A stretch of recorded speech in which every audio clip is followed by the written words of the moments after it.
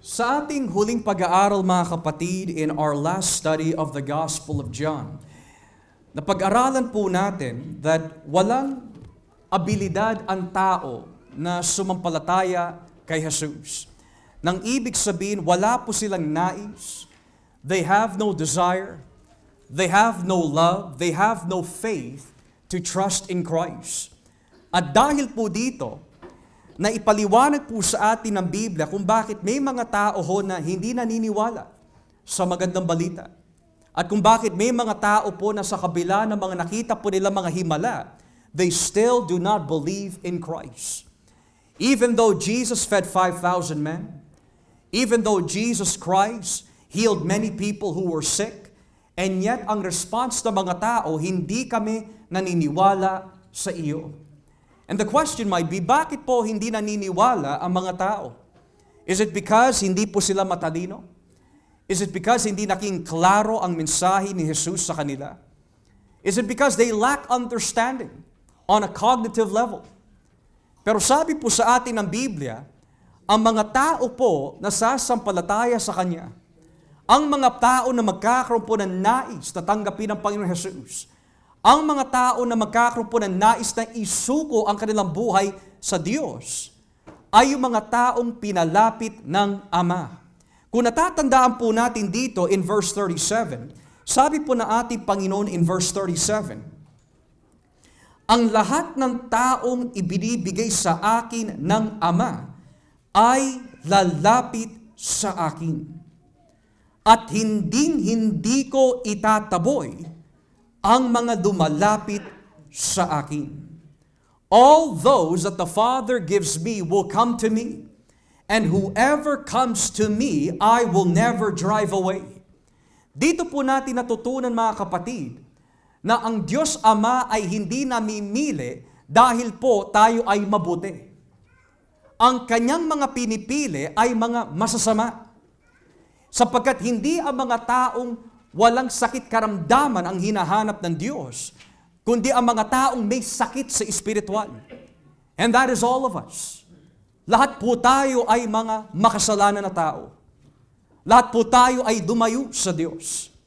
Lahat po tayo ay walang nais na kilalanin ng Panginoon in a saving fashion. And yet the Bible says the reason why tayo po ay na kay Kristo Jesus is because tayo po ay ibinigay ng Ama sa anak. So tayo po ay nandito ngayon not because of your own doing. We are not here today because you are simply invited. You are not here in Christ today because you just thought of coming. But the Bible teaches that the reason why tayo po ay sumampalataya kay Kristo at nagsisi sa ating mga kasalanan is because all that the Father will give to me ay lalapit sa akin. At ang ibig sabihin po ng salitang lalapit sa akin is another way of saying, they will place their faith in me. They will repent of their sins. And they will come to me knowing that I am the only way to salvation. Yun ang ibig sabihin po ng mga salitang lalapit sa akin. So dito ho natin natutunan that no one comes to faith na hindi ibinigay ng Ama. And no one can receive Christ unless binuksan ng Diyos ang kanyang puso. And the reason why kailangan sabihin ng ating Panginoon na ang lahat ng ibinigay ng Ama sa akin ay lalapit is because the church is not simply a name. The church is simply not a living organism or an organization. Ang iglesia ng Panginoon Jesucristo is the bride of Christ. At kagaya po na natutunan po natin, Eve was brought to Adam. And then we see Rebekah was brought to Isaac. Rachel was brought to Jacob. And when it comes to the New Testament, it is the church na dinala kay Jesus. And that is why hindi ka kayang iwanan ng Panginoon Jesus because you are the bride of Christ. And though you may go through dark times, mga kapatid, hindi ka pababayaan ng Diyos because Jesus loves His church. At ibinigay po niya ang kanyang sarili para ho sa atin. Sapagkat kung hindi aalagaan ni Kristo ang iglesia, wala siyang pagmamahal sa Diyos Ama. sapagkat ang iglesia ay ibinigay ng Ama sa anak. So when we think about the deep love of Christ for the church, it is not just the love of Jesus, but it is also the love of the Father. And it is the love of the Holy Spirit. Minahal ka ng Diyos Ama, kaya inilapit ka kay Kristo. Minahal ka ni Kristo, that's why He died for you. At minahal ka ng Banal na Espiritu, that's why He now resides and lives in you. Para ikaw ay gabayan, patnubayan, at maaralan. At madala ka sa tamang landas. And that is the truth found in Christ. Pero sa kabila po ng mga nasabi ng ating Panginoon, notice the response ng mga tao. In verse 41, look what it says. Samantala, nagbulong-bulungan ang mga Hudyo. Daw sinabi ni Jesus na siya ang tinapay na mula sa langit. At this, the Jews there began to grumble about Him, because He said, I am the bread that came down from heaven. Nakita ho natin several Sundays ago that when Jesus fed the 5,000 men who were in the crowds, hindi pa ho included po dito ang mga babae at ang mga sanggol. And yet the Bible says, nagpakain si Kristo ng 5,000. Nais po niya ipakita that not only is He the Messiah, pero siya po ang tunay na tinapay na nagbibigay ng buhay na walang hanggan. He is the true bread of life that gives satisfaction sa ating mga kaluluwa. And for this reason, nung marinig po ng mga tao that Jesus is the bread of life, they started to grumble. Alam niyo po yung salitang grumbling, nagrereklamo. Meron po silang dinadaing. Meron po silang binubulong laban sa Diyos. Is nothing new in the Bible. Ito po ay naging isang malaking kasalanan ng mga Israelita sa Lumang Tipan kung saan, when you read the book of Numbers, ang rason kung bakit napakarami mga tao ang namatay sa ilang ay dahil po sa pagrereklamo. Halimbawa, nagpaulan po ang Diyos ng tinapay mula sa langit, and yet nagreklamo sila, tinapay na naman. If I only had lived in Egypt, I could be eating meats and fruits and everything else. But bread again? Nagpadala po ang Diyos ng quail. Nagreklamo na naman sila, quail again? If I had only stayed in Egypt. So karamihan po ng mga nagagrumble in the Old Testament, ayon po sa Biblia, they died in the wilderness. Bukod po dito, gaano po ba kasama ang grumbling, ang pagrereklamo? Lalo na kung tayo po ay pinagpapala ng Diyos at hindi po tayo makontento. Grumbling is such a severe sin.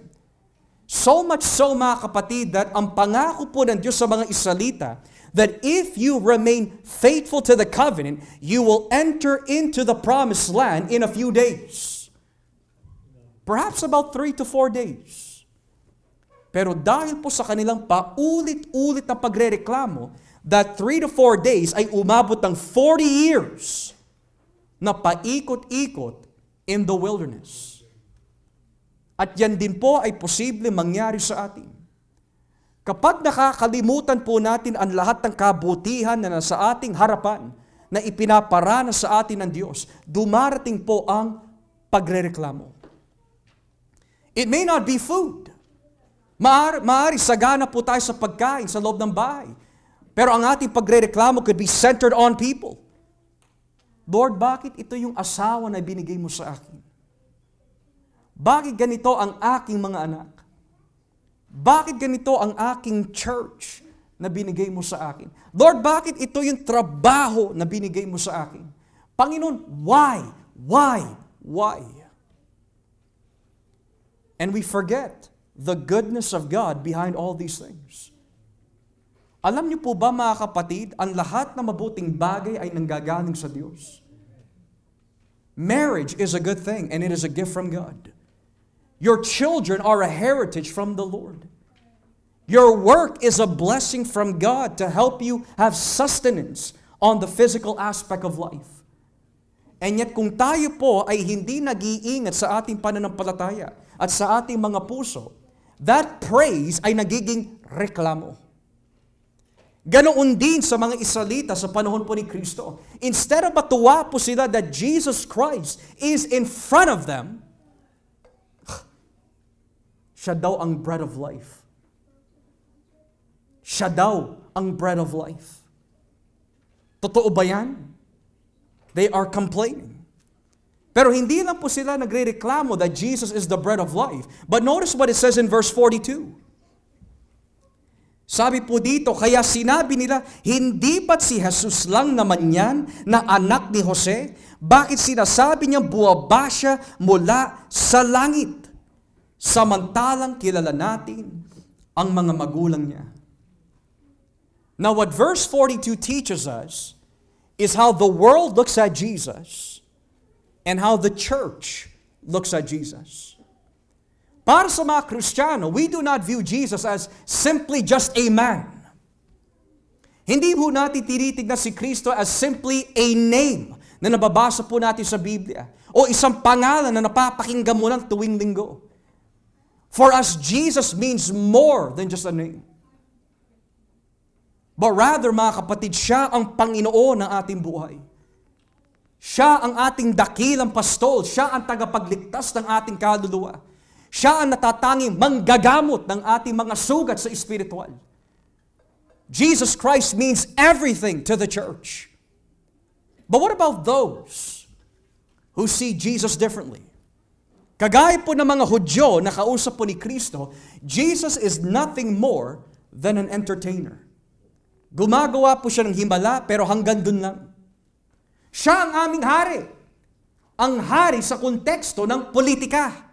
Na siya ang magliligtas sa amin mula sa aming pagiging alipin sa mga Romano. But aside from that, He's nothing more.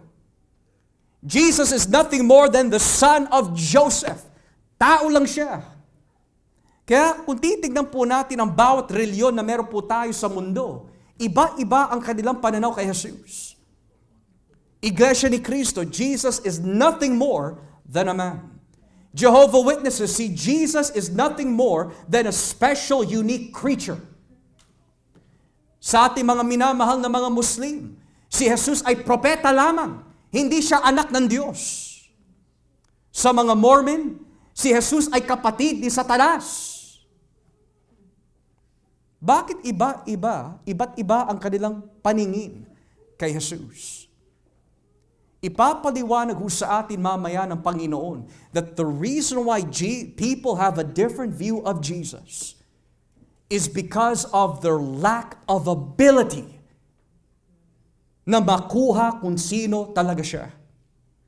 Notice what it says in verse 43.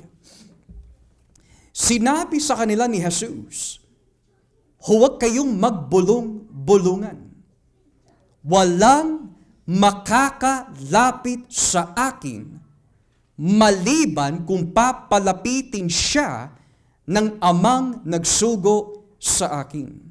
No one can come to me unless the Father who sent me draws them. Now, there are two things na matututunan po natin in the first clause. Isang negative at isang positive. The negative is this: no one. Walang tao. Walang pwedeng lumapit sa akin. Yun ang negative. Kung mapapansin po natin in the book of John, may mga tao po that kapag naririnig po nila ang Panginoong Jesus, they don't believe His words. Pinagdududahan po nila. And this is Jesus. Ito yung pinakamahusay na tagapagturo ng salita ng Diyos. Ito yung pinakamagaling at pinakamahusay na mga ngaral, and yet, hindi niya makumbinse ang mga taong sumampalataya sa Kanya. Is it because hindi magaling ang ating Panginoon? Is it because hindi po siya charismatic? Is it because hindi matamis ang pananalita ng ating Panginoon kung bakit hindi niya mahikayat ang mga tao? Hindi ho, mga kapatid. Ang problema is never with God. Ang problema ay nasa atin. At naranasan nyo rin po yan.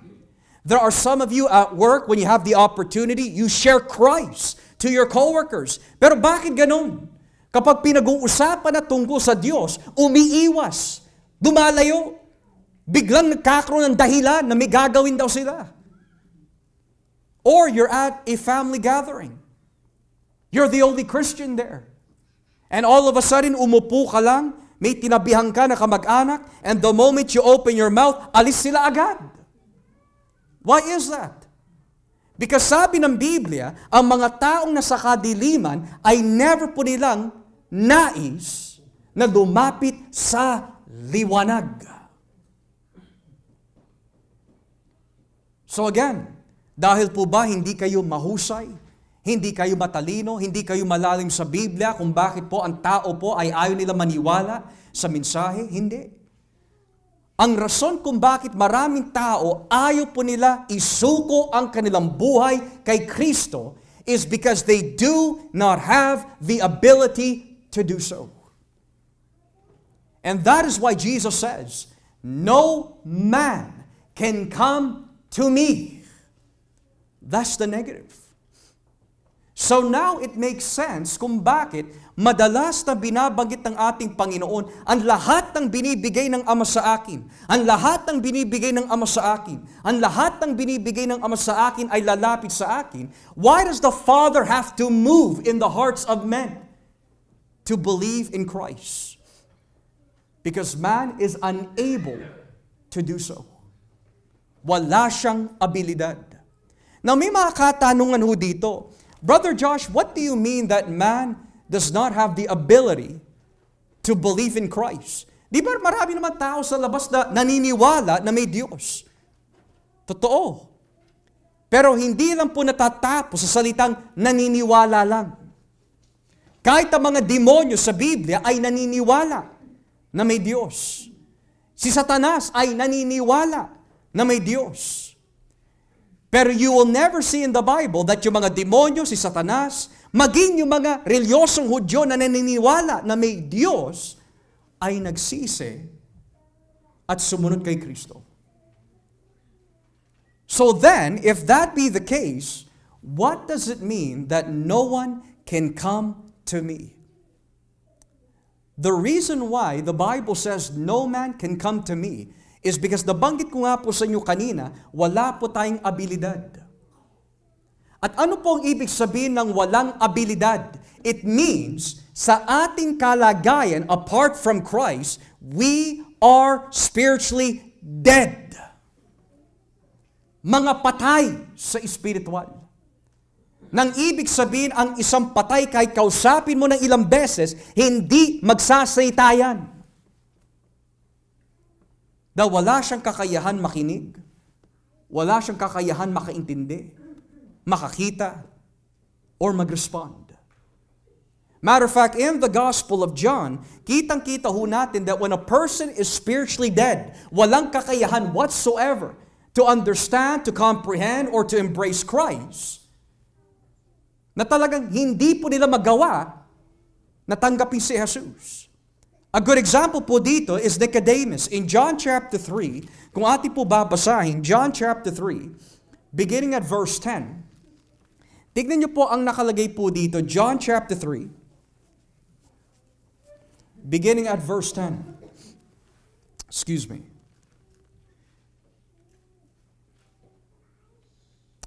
Sabi ho dito, sumagot si Jesus, isa kang tanyag na tagapagturo ng Israel, pero hindi mo ito alam?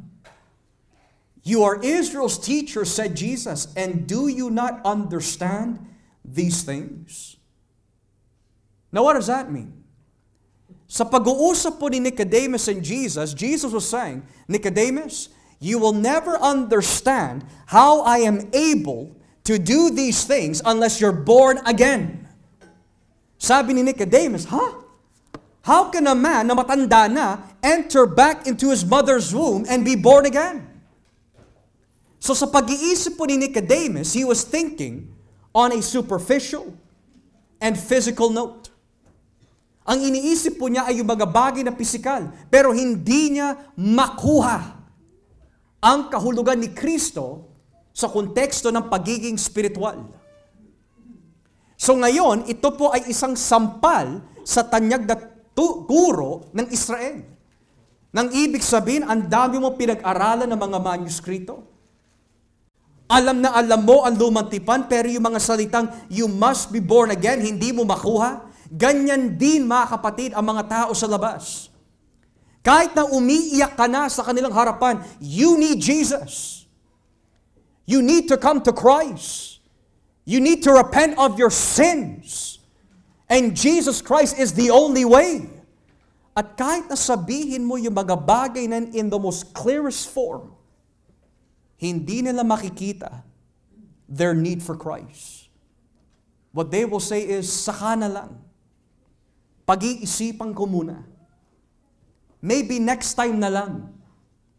Kung nauunawaan po talaga nila that after this life, it is eternity, either in God's presence or in hell, hindi ganun ang magiging sagot nila.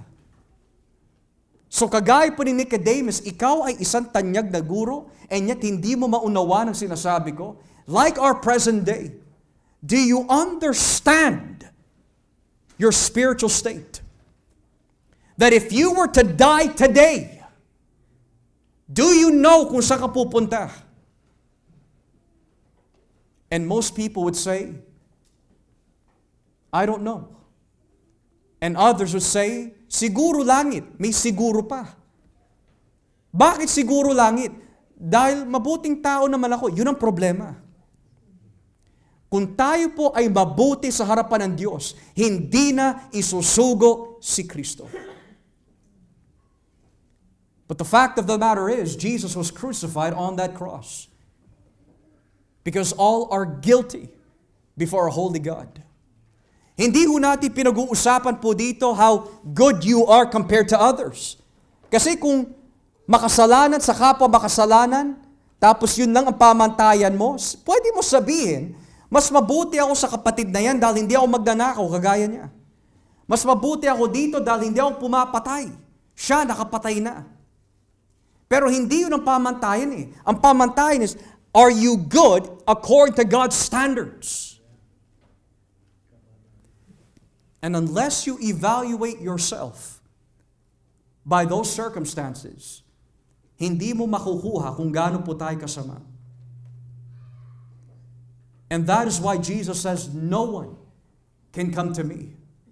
So nakita ho natin, ang tao po kapag siya po ay patay sa espiritual, walang kakayahan na tanggapin si Kristo, hindi niya mauunawaan ang sinasabi mo. Tanda-tanda ko ho yung sinasabi ng aking ama. Kinakwento po niya nung sila po ay nasa Pinas, naggagawain. Habang nangangaral po si Pastor, si Ninong, ang dami po mga tao nagpapalakpakan. Yung iba umiiyak. At pagkatapos ng gawain, tinanong yung mga kapatiran, Sister, ano yung natutunan mo? Nakalimutan ko, pero ang galing kumanta ni Pastor. Bulag. Na ipangaral na ang impyerno at yet, yun lang ang nakuha mo. Na ipangaral ang pagsisisi and yet, yun lang ang nakuha mo. Bulag.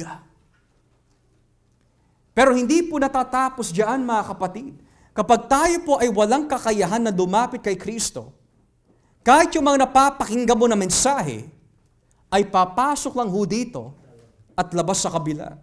Basahin po natin dito, mga kapatid, in John chapter 8, verse 43. John chapter 8. John chapter 8, verse 43. Tignan niyo po ang nakalagay po dito. Juan 8, talatang 43. John 8, verse 43. Hindi niyo maintindihan ang sinasabi ko dahil hindi nyo matanggap ang aral ko. Why is my language not clear to you? Because you are unable to hear what I say. Another good example of this, sa isang patotoo is that meron po kami mga nakausap po noon, matagal na. Ipinaliwanag po namin ang Ebanghelyo. Mula pa sa panahon ni Adan, hanggang maipako si Kristo, ipinaliwanag na po lahat, buong-buo ang Ebanghelyo. At pagkatapos, ang sagot ay, alam mo, salamat. Pero sa tingin ko, okay na kami dito sa aming paniniwala. Yan yung binabanggit ng Biblia. If you truly understood, you will hear. Pero dahil hindi mo maunawaan, hindi mo ako papakinggan. Ganyan ang tao walang abilidad na lumapit kay Kristo. Na kahit dalhin po sila sa church, ang kanilang pisikal ay nandito, pero ang kanilang kaluluwa wala doon. Yan yung mga sinasabi ng mga tao, mga naglalakbay diwa, nakaupo sa upuan, pero ang kanilang kaluluwa, ang kanilang isipan, ang kanilang puso, wala doon. Nasa ibang bagay. Ano kaya lulutuin ko mamaya? Dami kong ilalaba. Anong oras kaya matatapos itong gawain ito? May pupuntahan pa kami. Mga kapatid, yan yung mga ilang halimbawa na nakikita ho natin sa Biblia, na kapag ang tao po ay walang abilidad na lumapit kay Kristo, they're not going to hear or understand the significance of the gospel. So now, here's the dilemma. Pastor, di ba sinasabi ng Biblia, Jesus is calling everyone to repent? Kaya nga tayo nangangaral ng Ebanghelyo. So ang mga tao ay lumapit kay Kristo, but the problem is, if Jesus wants people to come to Him, but they don't have the ability to come to Him, how does that work? This is where the positive comes in. Turn with me again in John 6, verse 44. Here is the positive. Walang makalapit sa akin, maliban, that's the condition, maliban kung papalapitin siya ng amang nagsugo sa akin. So there's a condition. God's grace, mga kapatid, in election is unconditional. Hindi ka pinili ng Diyos dahil may nakita po siya kabutihan ho sa atin. No. It was based off the unconditional mercy of God.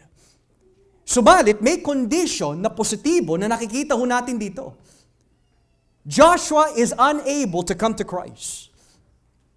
Kahit na mag-ayuno ang mga magulang para sa akin, hindi ako lalapit kay Kristo. Kahit umiyak si mama, si papa sa harapan ko, hindi ako lalapit kay Kristo. Why? Because the condition is not, no man can come to me unless mama and dad pray 40 days. Hindi nakalagay unless I have such great faith. Unless the whole church prays. Hindi ang sabi ng Biblia, unless the Father draws him.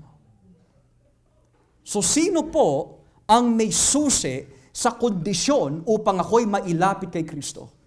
Ang Ama. Now, there is some speculation po dito kung ano po yung nature ng salitang draw. I will draw them.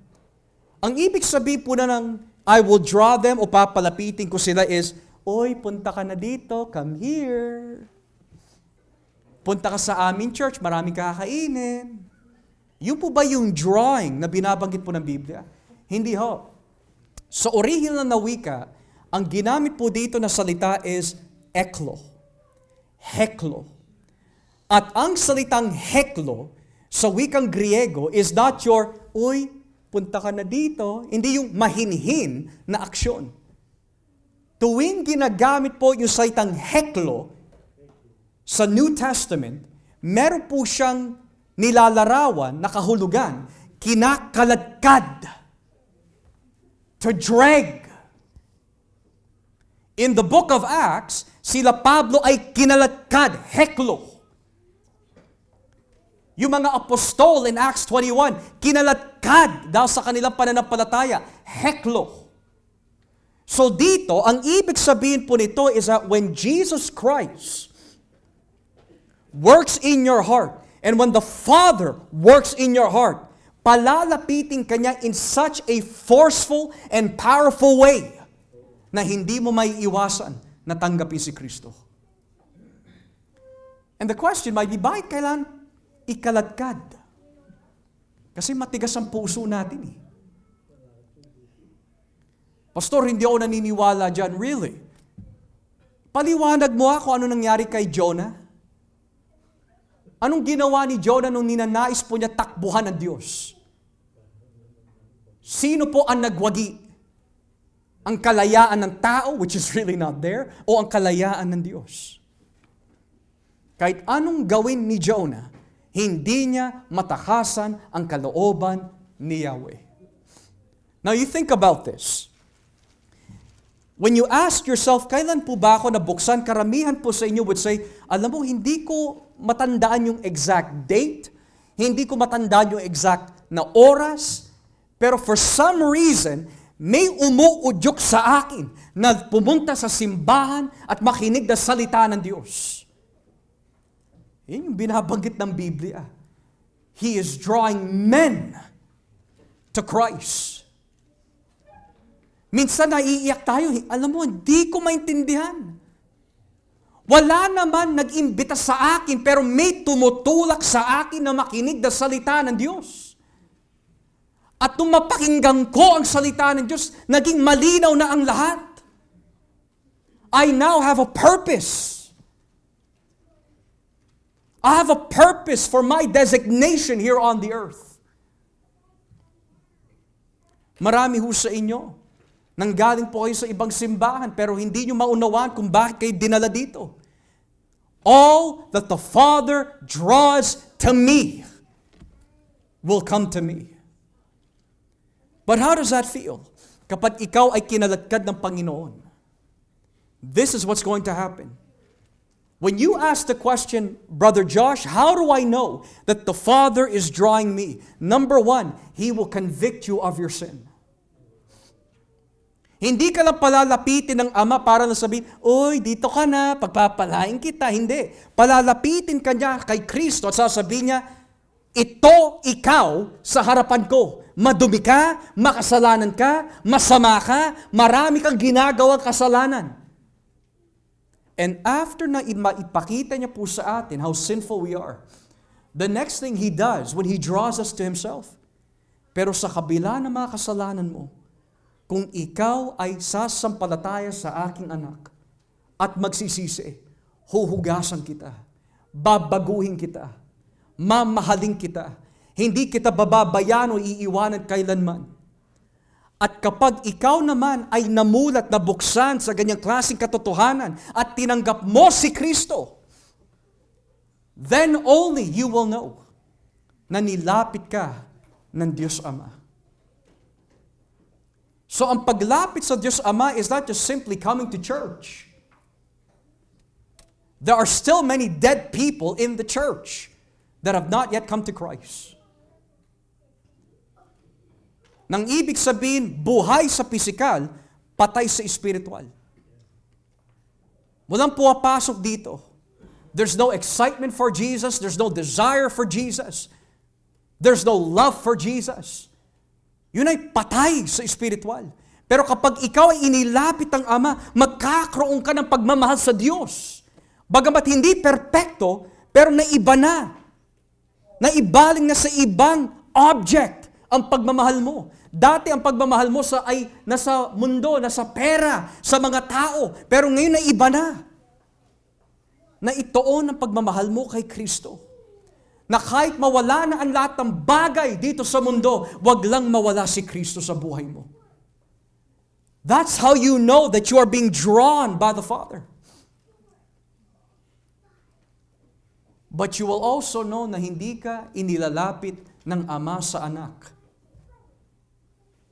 When everything that was said in the positive ay hindi makita sa atin. Imposible na kapag ikaw ay inilapit ng Ama sa anak, ay hindi ka magbabago. Magbabago ka. Pero kung hindi ka nagbabago, walang nangyayari, hindi ka nagmamature, hindi ka nag-i-improve, ganun ka na lang palagi, paikot-ikot na lang, Lord, sorry, Lord, sorry, Lord, sorry. Pero walang improvement. At parang napipilitan ka pa na pumunta sa church, aba, kaibigan, iba ang espiritu mo. Na totoo, dumarating po sa Kristiyano yung manlalamig. Darating po sa Kristiyano yung manghihina ang ating desire. Pero we're not talking about yung may desire ka pero nanghina, kundi you never had desire to begin with. Yun ang nakakatakot. Kapag tinanong mo, bakit ka nandito? Kasi si Mrs. Patay ka. Bakit ka nandito? Si bro. Wala. Kawawa ka. Kung nandito ka ngayon dahil you want to learn more about your Lord, you want to hear more about your Lord, you want to grow deeper in your Lord, you want to be used by your Lord, inilapit ka ng Diyos kay Kristo. Yun ang kagandahan po nun. Kaya hindi magagawa ng isang tao na sabihin, mahal ko si Kristo, ng taos-puso na may katotohanan na hindi siya muna inilapit ng Ama sa anak. You can never love Christ unless you're drawn by the Father. You will never love the Bible unless you're drawn by the Father. You will never love the church unless you're drawn by the Father. You will never have a desire na ihayag si Kristo sa mga taong naliligaw unless the Father draws you to Christ. And unless these things ay nakikita sa ating buhay, we need to pray. Panginoon, parang may kulang sa buhay ko . Hindi ko yata nakikita ang mga bunga na ito sa aking buhay. Pero ito ang kagandahan. Kung nakikita mo ang mga bagay na ito ay hindi namumunga sa iyong buhay, biyaya din ito ng Diyos para tayo po ay magsisi at lumapit sa Kanya. Kasi habang may buhay mga kapatid, may pag-asa sa mga magsisisi at sasampalataya kay Kristo. Maraming tao nawawala ng pag-asa. They think it's the end of the world. Nawalan ako ng trabaho, I'm hopeless. I've lost a loved one, I'm hopeless. I've lost family, I'm hopeless. I've lost friends, I'm hopeless.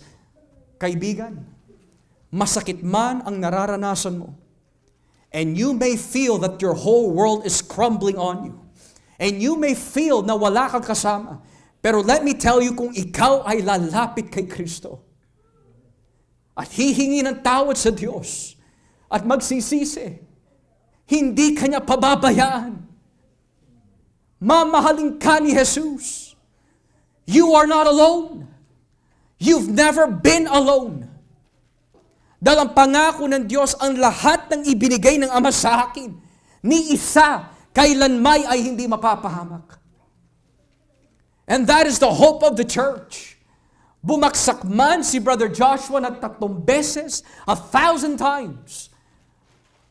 But at the very end, makakasama ko si Kristo.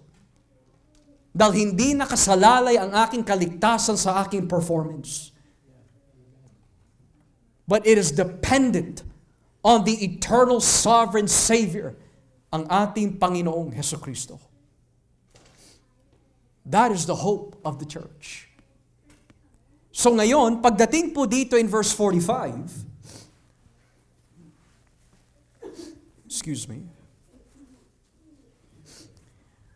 ayon sa isinulat ng mga propeta, tuturuan silang lahat ng Diyos. Kaya ang lahat ng nakikinig at natututo sa Ama ay lalapit sa akin.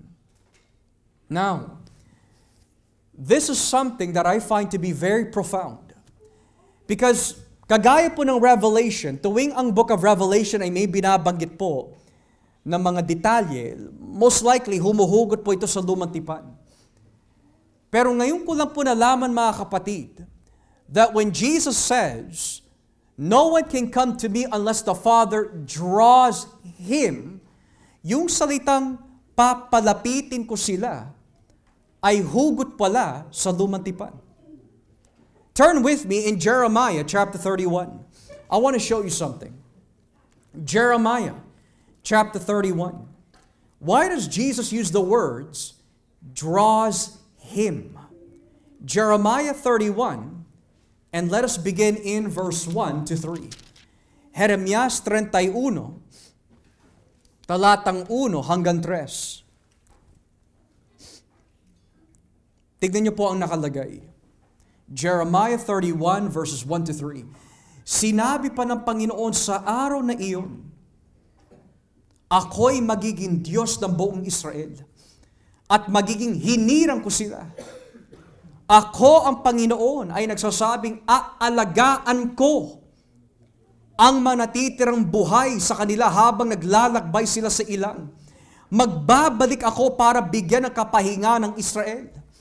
Noong una, ang Panginoon ay nagpakita sa mga Israelita at nagsabi, inibig ko kayo ng walang hanggang pag-ibig.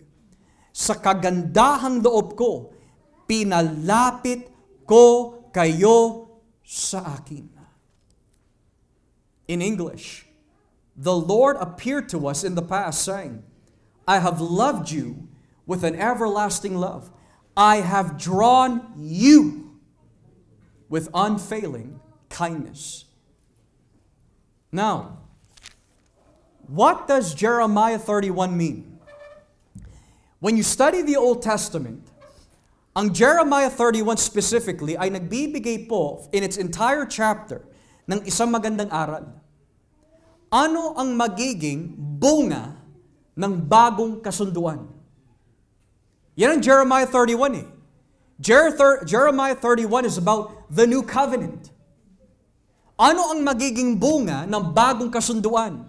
Unang-una sabi ng Diyos, babalikan ko kayo. Pangalawa, ang lahat ng minamahal ko ay palalapitin ko sa aking sarili. But wait, there's more. Ang kausap ni Yahweh dito ay mga Israelita. Israel. Why would Jesus use this for John 6:44? Dahil unang-una, dumating na ang bagong kasunduan, who is Christ. Secondly, ang tunay na Israel ay hindi yung mga taong Hudyo sa laman, kundi ang lahat ng sumampalataya kay Jesus. Nang ibig sabihin, bakit po tayo lumalapit kay Kristo? Dahil kayo ang tunay na Israel. Bakit mo tinatanggap si Jesus bilang Mesiyas? Dahil kayo ang tunay na Israel. So the fact na sinabi po ng Jeremiah 31, darating ang panahon na lahat ng iniibig ko ay palalapitin ko sa aking sarili. It has now been fulfilled in the time of Christ at hanggang ngayon natutupad pa rin ho ito. Tuwing may tao po na lumalapit kay Kristo, nagsisisi at sumasampalataya po sa Kanya, natutupad ang Jeremiah 31, verse 3. Well, what about yung kanina, yung binabanggit ni Jesus? Ayon sa sinasabi ng mga propeta, ang lahat ng inilapit ng Ama sa akin ay aaralan ng Ama. They will all learn from God. Where is that from? Turn with me in Isaiah chapter 54. Isaiah chapter 54. Verse 12 and 13. There is also an eschatological aspect to these passages. Isaiah 54 verses 12 to 13.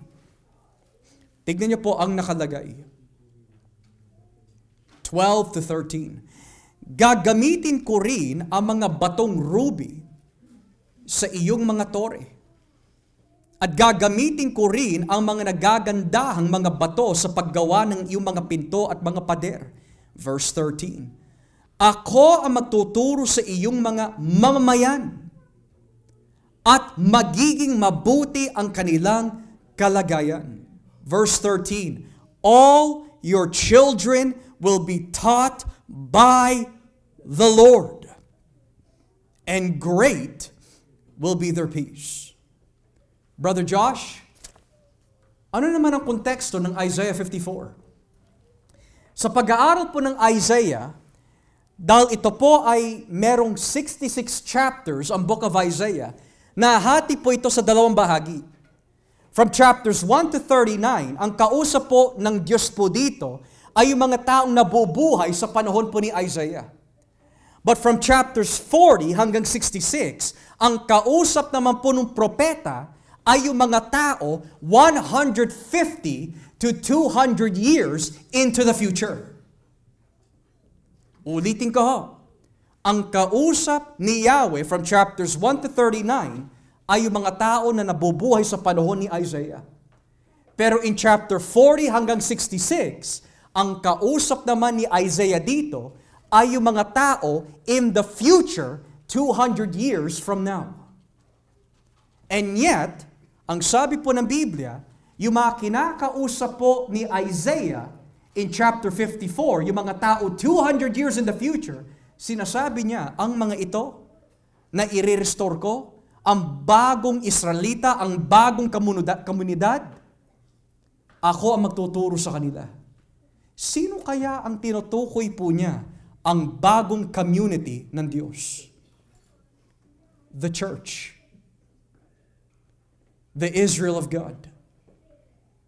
So ano po ang magiging entailment kapag sinabi ng Biblia, ang lahat ng mga ito ay aaralan niya? Those that hear and those that learn. Kapag sinabi, hear mga kapatid, hindi natin pinag-uusapan dito, Brother Josh, narinig kita, dito, narinig kita.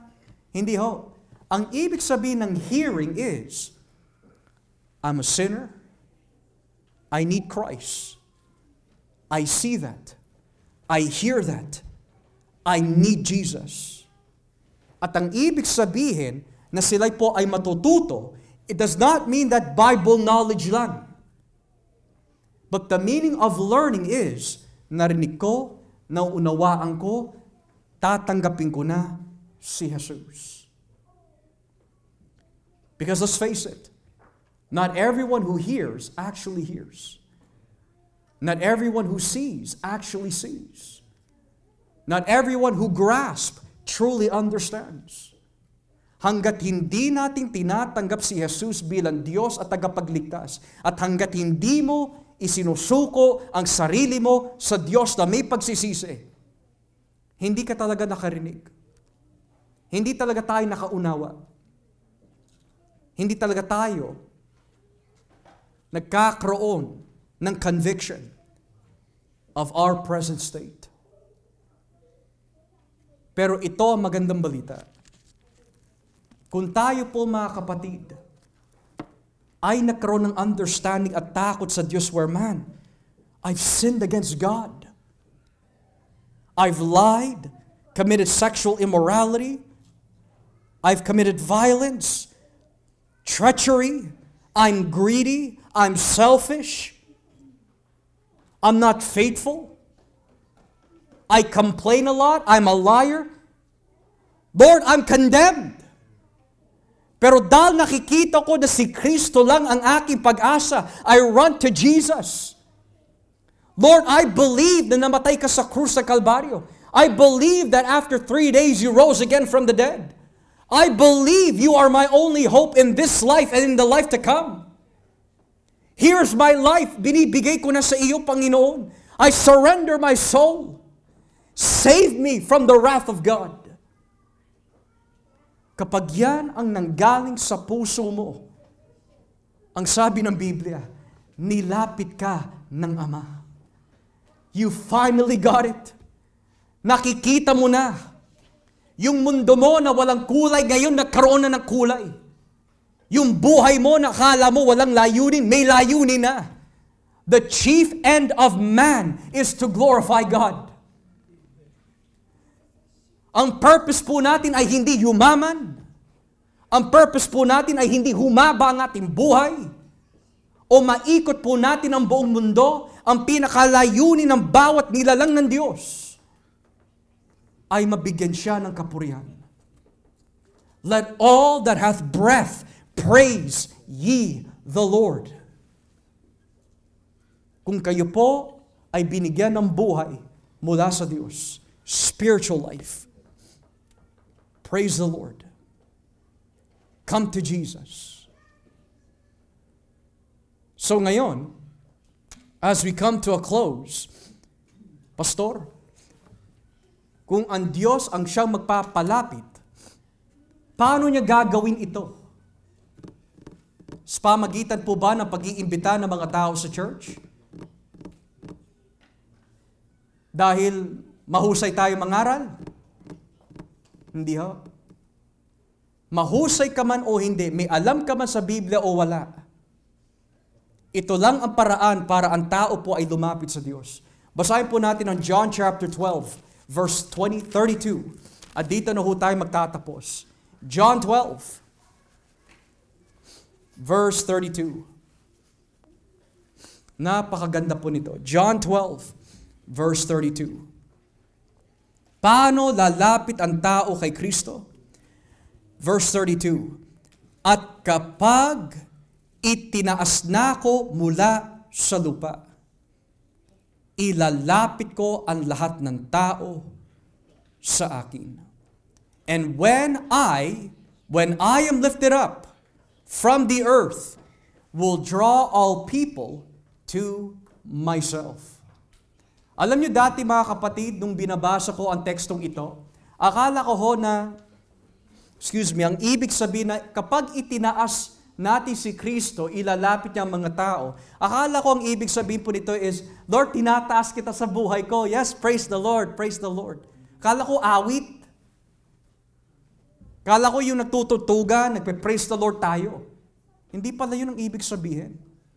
Ang ibig sabihin pala na kapag ako'y itinaas, kapag ako'y naipako na sa krus, at itinaas mula sa krus, at ipinangaral ang aking pagkapako sa krus, ilalapit ko ang mga tao sa akin.